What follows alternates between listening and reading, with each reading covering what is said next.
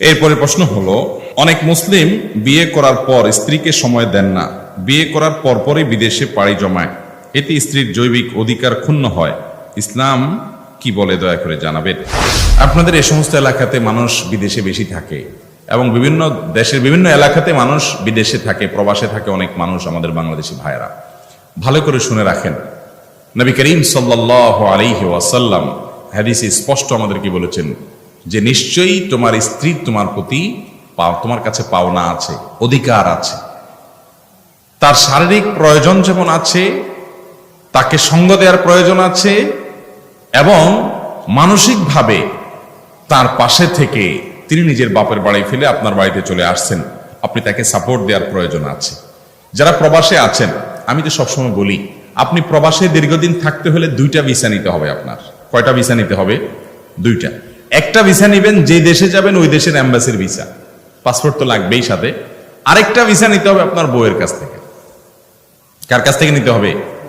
বউয়ের কাছ থেকে। বউয়ের কাছ থেকে ভিসা নেওয়া মানে কি? মানে বউ যদি বলে যে ঠিক আছে, আমাদের সংসারের উন্নতির জন্য, আমাদের উজ্জ্বল ভবিষ্যতের জন্য, আমরা গরিব ফ্যামিলি, নিম্নবিত্তের মানুষ বা নিম্ন মধ্যবিত্তের মানুষ, আমাদের একটু আয় রোজগার দরকার আছে, আপনি সেজন্য বিদেশ যান, আমি আপনাকে অনুমতি দিলাম, আপনি আসা পর্যন্ত 2 বছর পরে আসবেন ছুটিতে, 1 বছর পরে আসবেন, আমি সবর করব, নিজের ইজ্জত আবরু হেফাজত করব, ধৈর্য ধারণ করব, নিজের চরিত্র হেফাজত করব, আপনিও হেফাজত করিয়েন, চোখের হেফাজত, নিজের ইজ্জতের হেফাজত করিয়েন। দুজন মিলে যদি চুক্তি করে, বউ যদি ক্লিয়ারেন্স দেয়, এনওসি দেয়, বলে যে ঠিক আছে যাইতে পারেন, তারপর আপনি বিদেশ যাইতে পারেন। আর বউ যদি বলে না, তুমি যাইতে পারো না, 2 বছর তুমি আমারে ফেলে রেখে থাকবা, আমি এটা সহ্য করব না, তাহলে ইসলাম বলে ওই ব্যক্তির জন্য প্রবাসে থাকা জায়েজ নাই।